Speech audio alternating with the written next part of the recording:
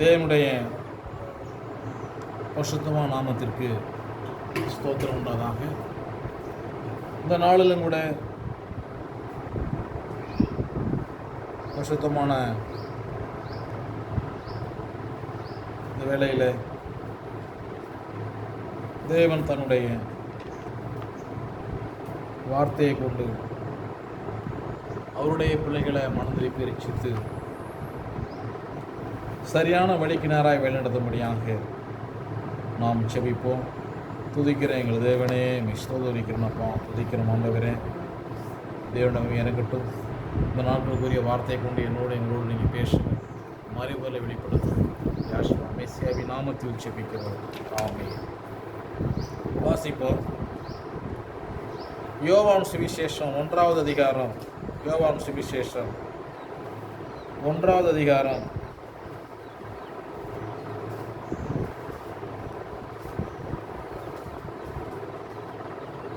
41வது வசனத்தை வாசிப்போம்.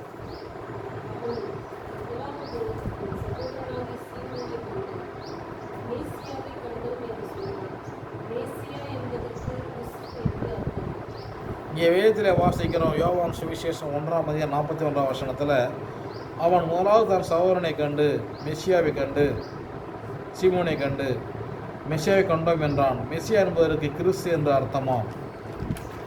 மெசியா என்பதற்கு கிறிஸ்து என்று அர்த்தமா? யோவான் சுவிசேஷம் 4ஆம் அதிகாரம் 22வது வசனத்தை வாசிப்போம். யோவான் 4:22, நீங்கள் அறியாத தொழுது கொள்கிறீர்கள், நாங்கள் அறிந்திருக்க தொழுது கொள்கிறோம். ஏனென்றால் ரட்சிப்பு யூதர்கள் வழியாய் வருகிறது. ரட்சிப்பு நமக்கு ரட்சிப்பு யூதர்கள் மூலமாய் நாம் ரட்சிக்கப்படுகிறோம். இப்போ நாம் ரட்சிக்கப்படணும். எதுக்கு இந்த பூமியில் நம்ம பிறந்திருக்கிறோம்? தேவன் நம்மளை தெரிந்து கொண்டு இருக்கிறார். நம்ம ரட்சிக்கப்படணும். நம்ம எங்கே போகணும்? பரலோகம் போகணும். நம்ம எங்கே போகணும்? பரலோகம் போகணும். நான் ரட்சிக்கப்பட வேண்டும். அந்த ரட்சிப்புங்கிறது தேவனை கொடுக்கறதான மிகப்பெரிய கிருபை. அது யாருமே உண்டாகுது? யூதர் மூலமாய் உண்டாகுது. யோவான் சுவிசேஷம்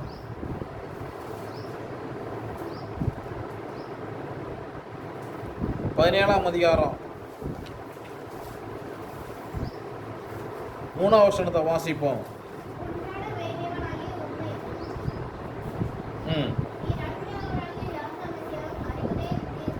நித்திய ஜீவனை பெற்றுக்கொள்ள வேண்டும் என்று சொன்னால் நம்முடைய வாழ்க்கையில் செய்ய வேண்டிய முக்கியமான காரியம், ஒன்றான மெய்தேவனாய் உம்மையும் நீர் அனுப்பினராகிய யாசுவா மெசியாவை அறிந்து கொள்வது என்னது?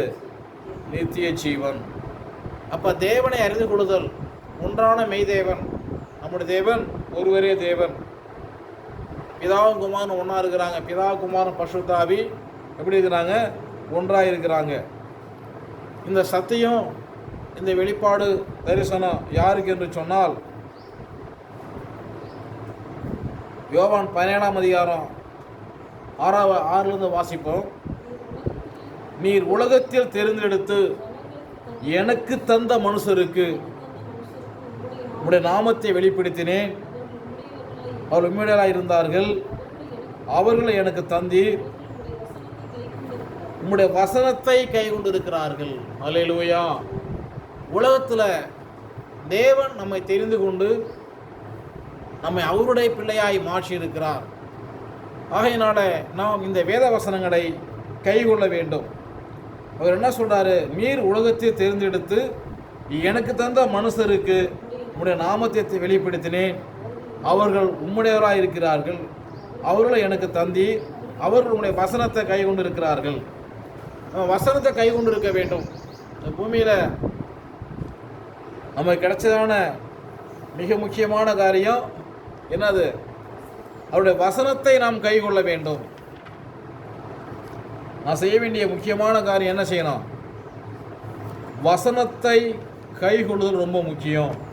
எதை கை கொள்ளணும்? வசனத்தை கை கொள்ள வேண்டும். லூக்கா 2ஆம் அதிகாரம் 8லிருந்து வாசிப்போம்.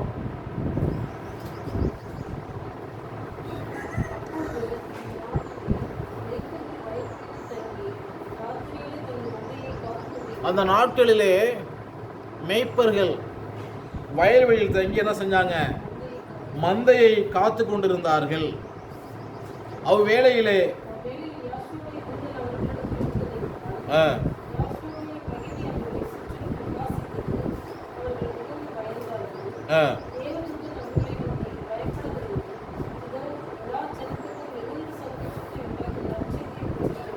எல்லா ஜனத்துக்கும் மிகுந்த சந்தோஷம் உண்டாக்கும் நற்செய்தியை உங்களுக்கு அறிவிக்கிறேன்.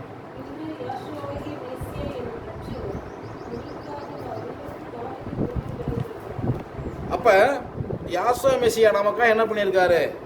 தாவீதின் ஊரிலே பிறந்திருக்கிறார். நம்ம வைத்திருக்கிற தமிழ் வேதாங்கத்தில் என்ன சொல்லப்பட்டிருக்குன்னா, இன்று கர்த்தராகிய இயேசு என்று சொல்லப்பட்டிருக்குது. இந்த வேதாகமத்தில் இன்று ஆண்டவராகிய மெசியா என்று சொல்லப்பட்டிருக்குது. அப்போ இந்த மொழிபெயர்ப்பில் ஏகப்பட்ட குளறுபடிகள். இதை நம்ம அறிந்து கொள்ள வேண்டும். இந்த நாமம் யாருக்குன்னு கேட்டால், நீர் உலகத்தில் தேர்ந்தெடுத்து எனக்கு தந்த மனுஷருக்கு. பரலோகம் போகிறவங்களுக்கு நாமம் தேவை. இந்த பூமியில் கிறிஸ்தவன்னு சொல்லி எல்லாரும் சொல்லிக்கொள்ளலாம். ஆனால் பரலோகம் போகிறவங்களுக்கு அவருடைய நாமம் தேவை. அல்லேலூயா. இந்த வேதாகமம் இது ஆர்சி வேதாகமம். இதை நீங்கள் என்ன பண்ணுங்கள்? வாசித்து பாருங்கள். லூக்கா 2 அதிகாரம் 8-12 முறை வாசித்து பாருங்கள். அப்போ அதில் சொல்லப்பட்டிருக்கு என்ன? அது ஆண்டவராகிய மெசியா என்று சொல்லி சொல்லப்பட்டிருக்குது. இது யாருக்குன்னா, உலகத்தில் தெரிந்தெடுத்து எனக்கு தந்த மனுஷருக்கு உம்முடைய நாமத்தை வெளிப்படுத்தினேன். அல்லேலூயா. இந்த நாமத்தை பற்றி, அவரை பேரை பற்றி நமக்கு ஒரு வெளிப்பாடு வேணும். அது ரொம்ப முக்கியமானது. ஒரு இடத்துக்கு ஒரு மனுஷன், ஒரு ஊருக்கு போகிறோம். அந்த ஊரில் யார் வீட்டுக்கு போகிறோம், அவருடைய பெயர் என்ன? நம்ம என்ன செய்கிறோம்? அந்த பூமியிலிருந்து எங்கே போகிறோம்? பரலோகத்துக்கு போகிறோம். அப்போ பரலோகத்தில் அவருடைய பெயர் என்ன என்பதை நாம் தெரிந்து கொள்ள வேண்டும். இல்லைனா எங்கே போய் யாரை பிடிக்கிறது? எப்படி போக முடியும்? ஒரு ஊருக்கு போகிறோம்னா யார் வீட்டுக்கு போகிறோம், அவங்க அட்ரஸ் நமக்கு தெரியணும். அப்போ நம்முடைய தேவனுடைய பெயரை நம்ம அவசியம் தெரிஞ்சு இருக்கணும். இல்லைன்னா என்ன செய்ய முடியாது? பரலோகம் போக முடியாது. ரொம்ப முக்கியமான காரியம். இப்போ அவர் என்ன சொல்கிறாரு? நீர் உலகத்தில் தேர்ந்தெடுத்து எனக்கு தந்த மனுஷருக்கு உன்னை நாமத்தை வெளிப்படுத்தினேன். அப்போ யாரை தேவன் தெரிந்து கொண்டார்? நம்மளை தேவன் என்ன பண்ணியிருக்காரு? தெரிந்து கொண்டிருக்கிறாரு. நம்மளை தேவன் தெரிந்து கொண்டிருக்கிறாரு. ஒரு வசனத்தை வாசிப்போம். யோவான் சுவிசேஷம் 12 அதிகாரம் 37 வாசிப்போம்.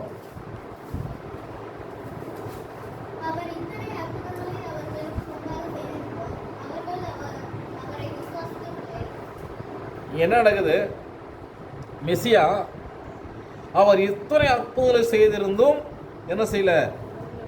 அவர்கள் அவரை விசுவாசிக்கவில்லை. அநேக ஜனங்கள் என்னதான் அற்புதம் பண்ணாலும், அவர் பேரை பற்றி, அவர் நாமத்தை பற்றி அநேக வெளிப்பாடு வேதத்தில் தரிசனம் கொடுக்கப்பட்டிருந்தாலும் அதை அவர்கள் விசுவாசிக்கவில்லை. என்ன செய்ய மாட்டாங்க? அவர் விசுவாசிக்க மாட்டாங்க. தொடர்ந்து வாசிப்போம்.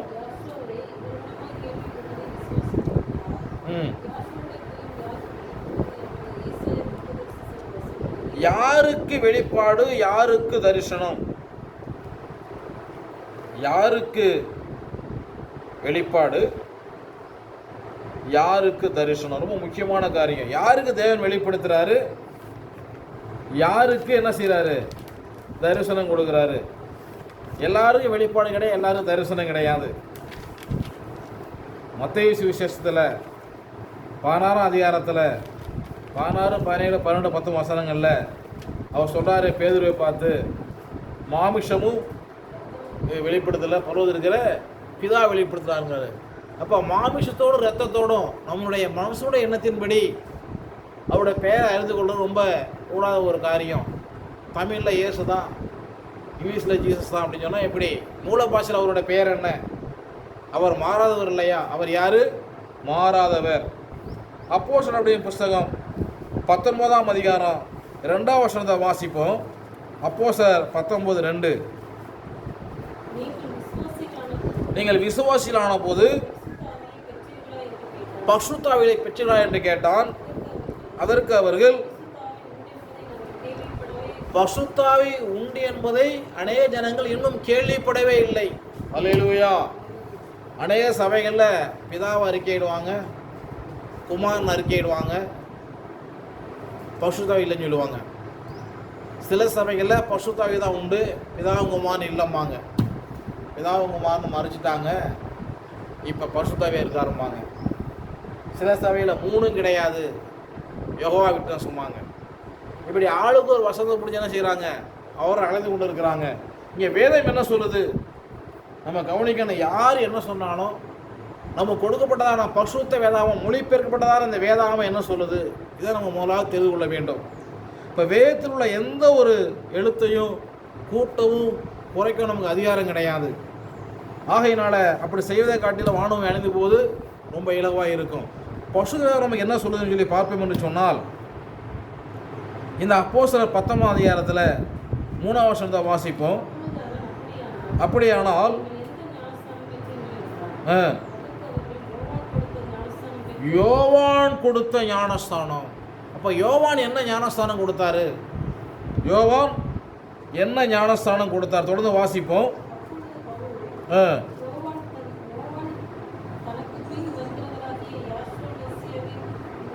தனக்கு பின் வரக்கூடிய யாரு? யோவான் மெசியாவுக்கு ஞானஸ்தானம் கொடுத்தாரு இல்லையா? அவர் என்ன ஞானஸ்தானம் கொடுத்தாருன்னா, தனக்கு பின் வரக்கூடியதான இந்த மெசியாவை விசுவாசிக்க முடிய ஞானஸ்தானம் கொடுத்தார். அவருடைய வேலை அதோடு முடியுது. பிறகு யோவான் இரத்த சாட்சியாக மறிக்கிறாரு. யாரோட குமாரத்தை நடனமாடி என்ன வேணும்னு சொல்லி கேட்ட ஒருபாடு யோவான் சொன்ன தலை வேணும். ஏன் தலை வேணும்? யோவான் என்ன பண்ணார்? நீதியையும் பாவத்தையும் இச்சை குறித்து என்ன பண்ணார்? கண்டித்து உணர்த்தினார். ஆகையினால ரகசியமாக என்ன பண்ணாங்க? யோவானை அவள் தன் குமாரத்தி மூலமாய் கொலை செய்தால். நம்ம அதை கவனிக்கணும். அப்போ யோவானுடைய ஊழியம் நிறைவேறிடுச்சு. அவர் எதுக்கு வந்தார்? மெசியாவை விசுவாசிக்க முடியாது ஞானஸ்தானம் கொடுக்க வந்தார். அவரோட ஒரே நோக்கம் மெசியா விசுவாசிக்கணும் என்று சொல்லி அவர் கொடுத்த ஞானஸ்தானம் மனம் திரும்புவதற்கு கொடுக்கப்பட்டதான் ஒரு ஞானஸ்தானம் தான் யோவான் கொடுத்தது. அடுத்த வருஷம் அந்த வாசிப்போம்.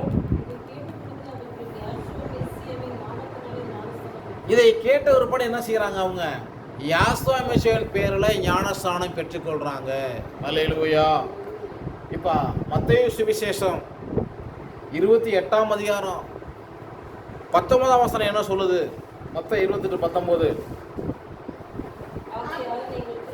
நீங்கள் புறப்பட்டு போய் சகல ஜாதிகளையும் சீசராக்கி பிதா குமாரன் பரிசுத்தாவியின் நாமத்திலே அவர்களுக்கு ஞானஸ்தானம் கொடுத்து நான் உங்களுக்கு கட்டளையிட்ட யாவையும் கைகொள்ளும்படி அவர்களுக்கு உபதேசம் பண்ணுங்கள். உபதேசம் பண்ணக்கூடிய நாமம் பிதா குமாரன் பரிசுத்தாவி. இப்போ பிதாவோட பேர் என்ன? ஸ்கூலுக்கு போய் பிதாங்கிறது என்னது? பெயர் சொல். குமாரங்கிறது பெயர் சொல்.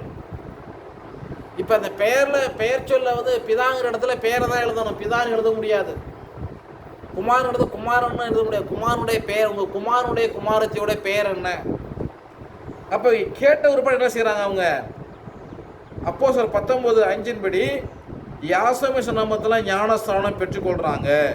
ஆனால் 6ஆம் வசனம் சொல்லுது, அல்லாமலும் பவுல் அவர்கள் மேல் கைகளை வைத்த போது பரிசுத்தாவி அவர் மேல் வந்தார். அப்பொழுது அவள் அந்நிய பாஷையில பேச தீர்க்கதரிசனம் சொன்னார்கள். அந்த மனுஷர்களால் ஏறக்குறைய 12 பேராக இருந்தார்கள். நம்ம அதை கவனிக்கிறோம். அப்போ சீசர்கள் ஞானஸ்தானம் கொடுத்தாங்க. எந்த ஞானஸ்தானம் கொடுத்தாங்க?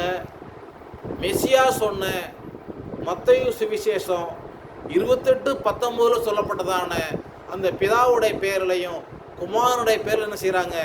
அந்த பேரை அறிந்து அவங்க ஞானஸ்தானம் கொடுக்குறாங்க. ஆகையினால ஜனங்கள் என்ன செஞ்சாங்க? ரட்சிக்கப்பட்டாங்க. அந்த அவர் சொன்னது 28:19 அப்படியே சொல்லலை. அவர் ஓமையால தான் பேசினார். பிதாவுடைய பேரில் குமாரனுடைய பேரில் ஞானஸ்தானம் கொடுக்குறாங்க. பிதாவுடைய பேர் என்ன? நமக்கு என்ன வேண்டும்? பிதாவோட பெயர் தெரிந்திருக்க வேண்டும். அது இல்லாமல் என்ன செய்ய முடியாது? நம்ம குமாரனை பற்றி அறிந்து கொள்ள முடியாது. குமாரனுடைய பற்றி நம்மளாம் தெரிஞ்சிருக்கணும். அப்போ தெரிஞ்சால் நம்ம என்ன செய்யலாம்?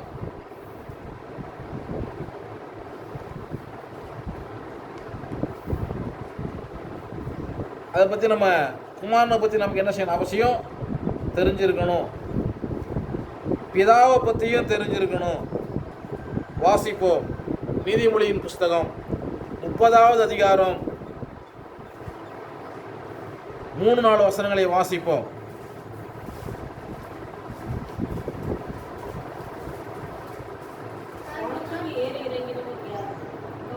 3-4 வசனம். நான் ஞானத்தை கற்கவும் இல்லை, பரிசுத்தின் அறிவை அறிந்து கொள்ளவும் இல்லை. வானத்துக்கு ஏறி இறங்கினவர் யார்? காற்றை தமது கைப்பை அடைக்கிறவர் யார்? தண்ணீர்களை வஸ்திரத்தினாலே கட்டினவர் யார்? ஸ்தாபித்தவர் யார்? அவருடைய நாமம் என்ன? அவருடைய குமாரனுடைய நாமம் என்ன? அதை அறிவாயோ? தேவனுடைய வசனம் எல்லாம் புறமிடப்பட்டவைகள், தம்மை அண்டிக்கொள்ளுவர்களுக்கு கேடகமானவர். அல்லேலூயா. சரியா அவர் நம்பிட்டோம், நம்ம கேடகமா இருக்கார். அடுத்த வசனம் வாசிப்போம். கூட்டாதே,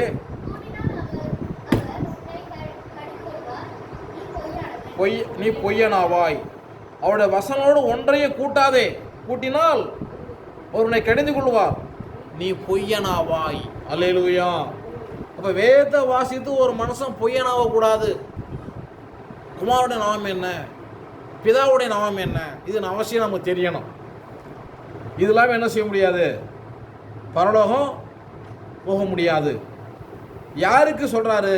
அந்த பிதாவுடைய பேரும் குமாரனுடைய பேரும் அவர் யாரு கொடுக்கிறார்னா, உலகத்தில் தெரிந்தெடுத்து எடுத்த மனுஷருக்கு உடைய நாமத்தை வெளிப்படுத்தினேன். அல்லேலூயா. யாரு தெரிந்து கொள்ளப்பட்டார்களோ அவர்களுக்கு அந்த பேர் தெரியும். மற்றவங்க மெசியா சொன்ன மாதிரி பிதா குமாரன் பரிசுத்தாவி, பிதா குமாரன் என்ன பேர் என்ன? அவங்களுடைய பெயர் என்ன? அப்போ அந்த பேரை நம்ம என்ன செய்யணும்? நன்றாக அறிந்து கொள்ள வேண்டும். நம்ம பேர் முக்கியம். நமக்கு என்ன முக்கியம்? பேரு முக்கியம். வாசிப்போம். யோவான் சுவிசேஷம் 14ஆம் அதிகாரம் 7ஆம் வசனத்தை வாசிப்போம். யோவான் 14:7. என்னை அறிந்தீர்களானால் என் பிதா அறிந்திருப்பீர்கள். இது முதல் நீங்கள் அவரை அறிந்தும் கண்டும் இருக்கிறீர்கள். அடுத்த வசனம். பிலிப்பு அவர் நோக்கி, ஆண்டவரே, பிதாவை எங்களுக்கு காண்பியும், அது எங்களுக்கு போதும் என்றான். அதற்கு மெசியா, பிலிப்புவே, எவ்வளவு காலம் உங்களோடு கூட இருந்தும் நீ என்னை அறியவில்லையா? என்னை கண்டவன் பிதாவை கண்டான். அப்படி இருக்க பிதாவை எங்களுக்கு காண்பியும் என்று எப்படி சொல்லுகிறாய்? அல்லேலூயா. ரொம்ப முக்கியமான காரியம். இப்போ பிதாவும் குமாரன் எப்படி இருக்கிறாங்க? ஒன்றாக இருக்கிறார்கள். நம்ம பிதாவை அறிக்கையிடுறோம், குமாரனை அறிக்கையிடுறோம், பரிசாய் உண்டுன்னு அறிக்கையிடுறோம். ஆனால் இவங்க எப்படி இருக்கிறாங்க? 3 தன்மை கிடையாது. 3 செயலில் வந்தாங்க, ஆனால் ஒருவராக இருக்கிறாங்க. அல்லேலூயா. யாராக இருக்கிறாங்க? ஒருவராக இருக்கிறாங்க. பிதாவை எனக்கு காண்பியும். பிலிப்பு சொல்கிறார்ல, நாங்கள் எப்படி இருக்கிறோம்? ஒன்றாக இருக்கிறோம். எப்படி இருக்கிறோம்? ஒன்றாக இருக்கிறது. நம்ம விசுவாசிக்கணும். 10ஆம் வசனத்தை வாசிப்போம். நான் பிதாவிலும் பிதா என்னிலும் இருக்கிறதை நீ விசுவாசிக்கவில்லையா? கேள்விக்குறி போட்டு பாருங்க. நான் உங்களோட சொல்லுகிற வசனங்கள் சுயமாய் சொல்லவில்லை. இடத்துல வாசமாக இருக்கிற பிதாவானவரே இந்த கிரியைகளை செய்து வருகிறார். அடுத்த வசனம். நான் பிதாவிலும் பிதா என்னிலும் இருக்கிறதை நம்புங்கள். அப்படி இல்லாவிட்டாலும் என் கிரை நிமித்தமாக நம்புங்கிறார். எப்படியெல்லாம் அவர் சொல்றாரு? அப்போ பிதாவும் குமாரனும் ஒன்றாக இருக்கிறாங்க. இது சத்தியத்தில் இது ஒரு மேலான ஒரு காரியம். இதை நம்ம பிரித்து பார்க்கக்கூடாது. என்ன செய்யக்கூடாது? பிரித்து பார்க்கக்கூடாது. அல்லேலூயா. இதில் நிறைய பேருக்கு இந்த காரியத்தில் தெளிவில்லாமல் என்ன செய்கிறாங்க, ஓடிக்கிட்டே இருக்கிறாங்க. இது யாருக்கு இந்த வெளிப்பாடுன்னா, உலகத்தில் தெரிந்தெடுத்து யாரை குமார ரத்தத்தினாலே கழுவும்படி தேவன் முன்குறித்தாரோ அவர்களுக்கு தான் இந்த காரியம். இது மற்றவங்களுக்கு எப்படி இருக்கும், மறைவாகவே காணப்படும். மெய்யாகவே தேவன் உலகத்தில் தெரிந்தெடுத்த மனுஷரில் நம்ம இருக்கிறத நினச்சி நம்ம என்ன செய்யணும், மிகுந்த சந்தோஷப்பட வேண்டும். உலகத்தில் தெரிந்தெடுத்த மனுஷனில் நானும் ஒருத்தர் நம்ம என்ன செய்யணும், மிகுந்த சந்தோஷப்படணும். அது ரொம்ப முக்கியம். சரி, மனுஷனை எப்படி வச்சுருக்காரு, மனுஷனை எப்படி தேவனை ஒன்றாக தான் வச்சுருக்காரு. வாசிப்போம். ஆதியாகமத்தின் புஸ்தகம் 2வது அதிகாரம், ஆதியாகமம் 2ஆம் அதிகாரம் 24ஆம் வசனத்தை வாசிப்போம். இது நிமித்தம் புருஷன் தன் தகப்பனையும் தாயை விட்டு மனைவியோடு சேர்ந்திருப்பான், ஒரே மாமிசமாக இருப்பார்கள். அல்லேலூயா. இங்கே வேதம் ஒரு முக்கியமான காரியத்தை சொல்லுது. இது நிமித்தம் புருஷனானவன் தன் தகப்பனையும் தாயை விட்டு மனைவியோடு சேர்ந்திருப்பான், ஒரே மாமிசமாக இருப்பார்கள். அப்போ 2 பேரும் ஒன்றா இருக்கிறாங்க, ஆனால் நபர் 2, ஆனால் செயல் 1. இதை நம்ம அறிந்து கொள்ள முக்கியமான காரியம். நபர் 2, செயல் 1. இதை நம்ம அறிந்து கொள்ளணும். இப்போ 2 பேர் தான், ஆனால் எப்படி இருக்கிறாங்க, ஒன்றாக இருக்கிறாங்க. அல்லேலூயா. இப்போ பிதாவும் குமாரனும் ஒன்றா இருக்கிறாங்க, பிதாவும் குமாரனும் ஒன்றா இருக்கிறாங்க. அப்புறம் எப்படி சொன்னார், பிதாவே ஏன் என்னை கைவிட்டுன்னு எப்படி சொன்னார் அப்படி என்ன பண்ணுவாங்க, அநேகர் கேள்வியெல்லாம் கேட்பாங்க. இதை பற்றின நிறைய காரியங்கள் உண்டு. அதான் நம்ம என்ன செய்யணும், கொஞ்சம் கொஞ்சமாக அறிந்து கொள்ளணும். எப்படி சொன்னாங்க, வேதத்தில் நிறைய ஆதாரங்கள் உண்டு. நம்ம அதை உள்ளபடி என்ன செய்யணும், நம்ம அதை தெரிந்து கொள்ள வேண்டும்.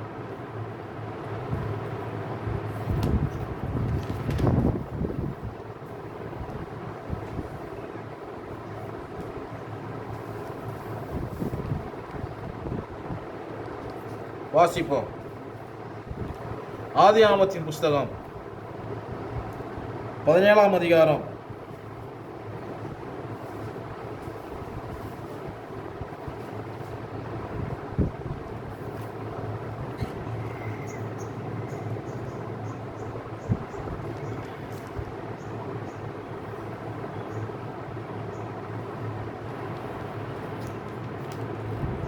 10ஆம் வசனத்தை வாசிப்போம்.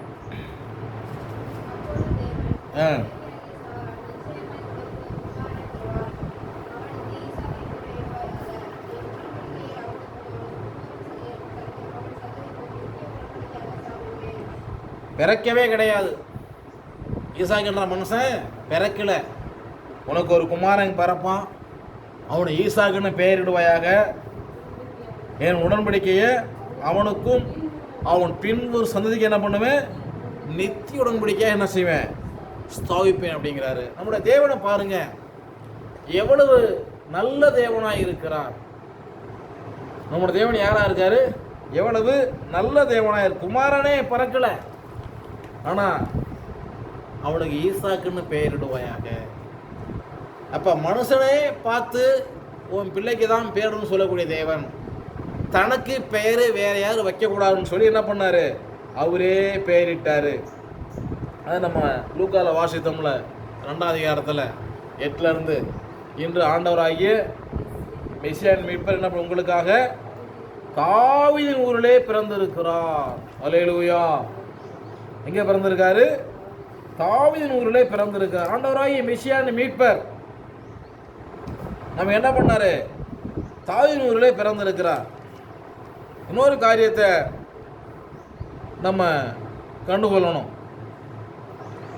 ஆதியாகமத்தின் புஸ்தகம் 22ஆம் அதிகாரத்தில் நம்ம 5லிருந்து வாசிப்போம். ஆபிரகாம் தன் வேலைக்காரர் நிறுத்தி, நீங்கள் கழுதையை நிறுத்தி இங்கே காத்திருங்கள், நானும் பிள்ளையாண்டானும் அவ்விடம் மட்டும் போய் தொழுது கொண்டு உங்களுக்கு திரும்பி வருவோம். என்ன ஒரு காரியம், நாங்கள் போயிட்டு பொழுது கொண்டு திரும்ப வருவோம். தேவன் சொல்லியிருக்காரு, என்ன பண்ண, உன் குமாரனை எனக்கு பலி செலுத்துன்னு சொல்லி. ஆனால் வேலைக்காரர் சொல்கிறாரு, நாங்கள் போயிட்டு திரும்பி வருவோம்னு சொல்லி. அடுத்த வருஷம் தான் வாசிப்போம்.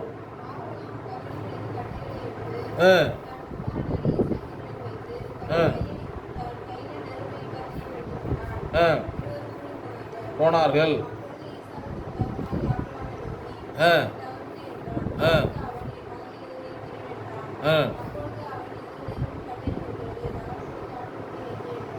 தகனப்புலிக்கான ஆட்டுக்குட்டி எங்கே? எல்லாம் இருக்குதுப்பா, பலி செலுத்த நம்ம போகிறோமே தொழுது கொள்ள. ஆட்டுக்குட்டி எங்கே? தன் மகனை பலி செலுத்துகிற விஷயத்தை ஈசாக்கு கிட்ட என்ன செய்யல, ஆபிரகாம் சொல்லலை. ஆகையினால அப்பாவியா குழந்தை தன்மையோடு அவர் கேட்குறாரு, எல்லாம் இருக்குதுப்பா, தகனப்புலி ஆட்டுக்குட்டி எங்கே அப்படின்னு கேட்குறாரு. அதற்கு வசனம் சொல்லுது,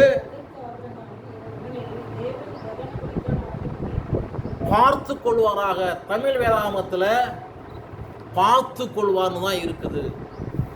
ஒரிஜினல் ஈப்ரு வேதாகமத்தில் தேவனே பலியாவான்னு இருக்குது. அப்போ எதை எடுத்துக்கிறது? தமிழ் மொழிபெயர்ப்பில் பார்த்துக்குவார், ஈப்ரு வேதாகமத்தில் தேவனே பலியாவார். இப்போ நம்ம ரெண்டையும் பார்க்கணும், ரெண்டையும் பார்க்கணும். நான் தமிழ் வேதாகமத்திலே நான் அதை காண்பிக்கிறேன். இப்போ 10ஆம் வசனத்தை வாசிப்போம். குமாரனை வெட்டும்படிக்காக ஆபிரகாம் என்ன செய்கிறாரு? கையை நீட்டி கத்தி எடுத்தான். ஆபிரகாமே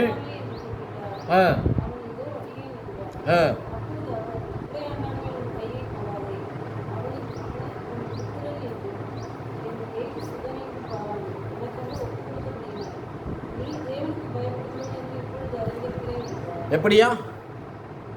எனக்கு பயப்படுறேன்னு சொல்லலை, தேவனுக்கு பயப்படுறேன்னு சொல்கிறார். அடுத்த வாசிப்போம்.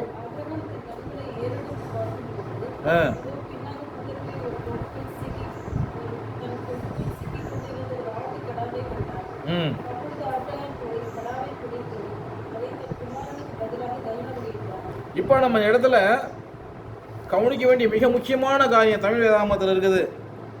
என்னதான் மொழிபெயர்ப்பில் பாசம் விட்டு பாசம் மாறுறப்ப சில காரியங்கள் பண்ணாலும் சில காரியம் என்ன பண்ணாங்க, விட்டுட்டாங்க. அதான் பார்த்தனா, அதை நீங்கள் தெரிந்து கொள்ளணும். ஆதியாகமம் அதே 22ஆம் அதிகாரத்தில் முதல் வசனம் சொல்லுது, 22:1,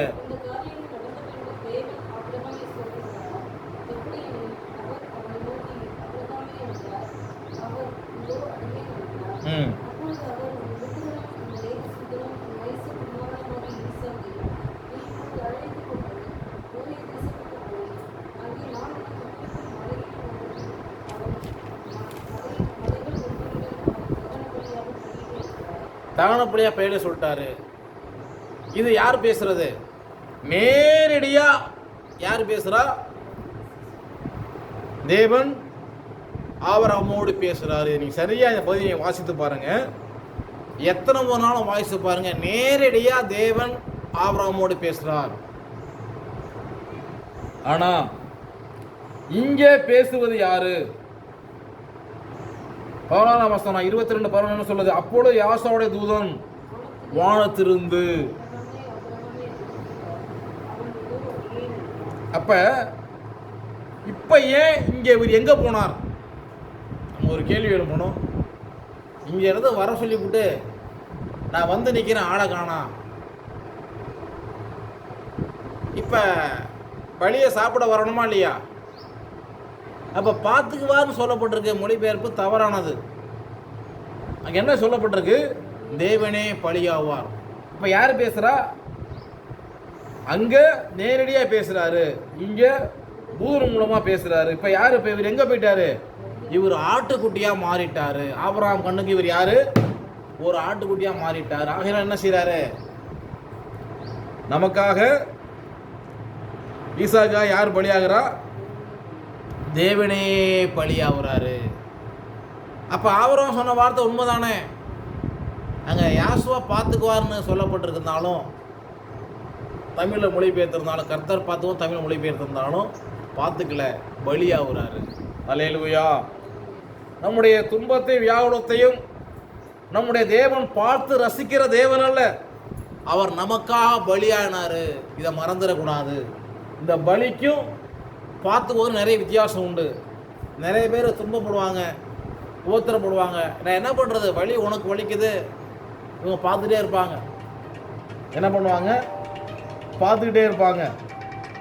இவங்க என்ன செய்வாங்க? பார்த்துக்கிட்டே இருப்பாங்க. பலியாகிறேன், ஐயோ தேவன் பலியாகிறாரு, பார்த்துட்டே இருப்போம். எல்லாரும் என்ன செய்ய? பார்த்துட்டே இருந்தாங்க. அப்போ நிறைய பேர் உபத்திர பார்த்து கொண்டு இருப்பார்கள்.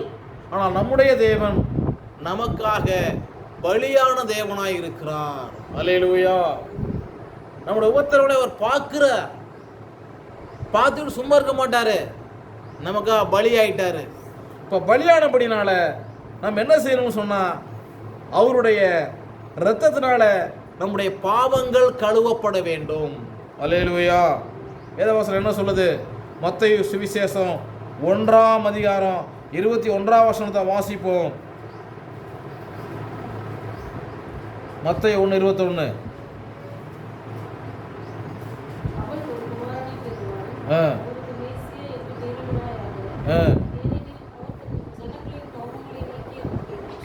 இப்போ பாவ மன்னிப்புக்காக கொடுக்கப்பட்ட நேம் தான் மேசியா. தமிழ் பைபிளில் இயேசுன்னு போட்டிருக்குது. ஆர்சி வேதாமத்தில் லூக்கா 2ஆம் அதிகாரம் 8லேருந்து 10க்குள்ளே வாசித்து பார்த்தீங்கன்னா மெஸ்ஸியான்னு போட்டிருக்குது. அவர் தன்னை மெஸ்ஸியான்னு தான் தேவன் ஒத்துக்கிறார். அங்கே பிளாத்துட்டையும் சரி ஏதுகிட்டையும் என்ன செய்கிறாரு? மெஸ்ஸியான்னு ஒத்துக்கிறாரு. அங்கே நீ கிறிஸ்துவான்னு கேட்குறப்ப சொல்கிறபடியா கிரேக்கத்தில் ஈபுரில் மெஸ்ஸியாவும், கிரேக்கத்தில் என்ன செய்கிறாங்க? கிறிஸ்துன்னு வெளிப்படுத்துகிறாங்க. தமிழில் கிறிஸ்துன்னு மொழிபெயர்க்கிறாங்க, தமிழில் இயேசுன்னு மொழிபெயர்க்கிறோம், இங்கிலீஷில் ஜீசுன்னு மொழிபெயர்க்கிறாங்க. ஒரிஜினல் நேம் என்ன? மெஸ்ஸியாங்கிற பேரில் பாவ மன்னிப்பு உண்டு. இப்போ பாவ மன்னிப்பை பெற்றுக்கொள்வதற்கு நம்ம கொடுக்கப்பட்டதான பிரதானமான பேர் யாசுவா மெஸ்ஸியா. பிதாவோட பேர் யாசுவா. பிதாவோட பேர் என்னது? யாசுவா. குமாரனுடைய பேர் மெஸ்ஸியா. இப்போ அவர் யார் பேரில் வராரு? யார் பேரில் வராரு? இருவர் எப்படி இருக்கிறாங்க? ஒன்றா இருக்கிறாங்க. அந்த உண்மை நிறைய பேர் தெரிவது கிடையாது. இருவர் எப்படி இருக்கிறாங்க? ஒன்றா இருக்கிறாங்க. அப்ப பிதாவும் குமாரனும் ஒன்றா இருக்கிறாங்க. இப்ப நாம் எப்படி இருக்கணும்? அவருடைய பிள்ளைகளாய் ஒன்றா இருக்க வேண்டும். பிதாவும் குமாரனும் ஒன்றா இருக்கிறாங்க. நம்ம அதை அறிந்து கொள்ள வேண்டும். மெஸ்ஸியா என்ன சொன்னாரு? வாசிப்போம். யோவான் சுவிசேஷம் 8ஆம் அதிகாரத்தில் 24ஆம் வசனத்தை வாசிப்போம்.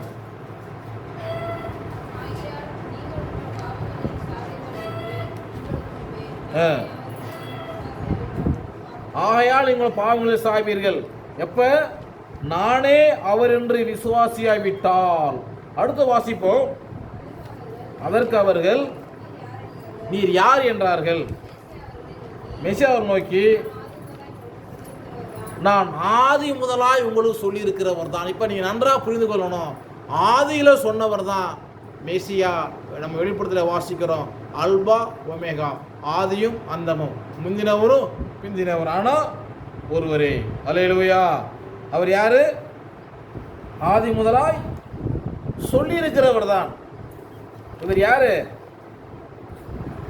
இவர் யாரு? ஆதி முதலாய் நம்ம சொல்லியிருக்கிறவர் தான். அல்லேலூயா. ஆகையினால இதை நம்ம முதலாவது விசுவாசிக்கணும். இதை நம்ம என்ன செய்யணும்? நம்பணும். இந்த வார்த்தையை நம்ம என்ன செய்யணும்? கீழ்ப்படியணும். கீழ்ப்படிஞ்சு நமக்கு தேவை என்னது? இந்த பூமியில் பாவ மன்னிப்பு. அப்போ தான் பரலோகம் போக முடியும். பாவ மன்னிப்புக்காக நம்ம கொடுக்கப்பட்ட பெயர் யாசுவா மெஸ்ஸியா. அதை நம்ம அறிந்து கொள்வோம். ஜெபம் பண்ணுவோம். நம்முடைய பாவம் தேவன் மன்னித்து என்ன செய்வார்? நம்ம ஏற்றுக்கொள்வாராக. செபிப்போம்.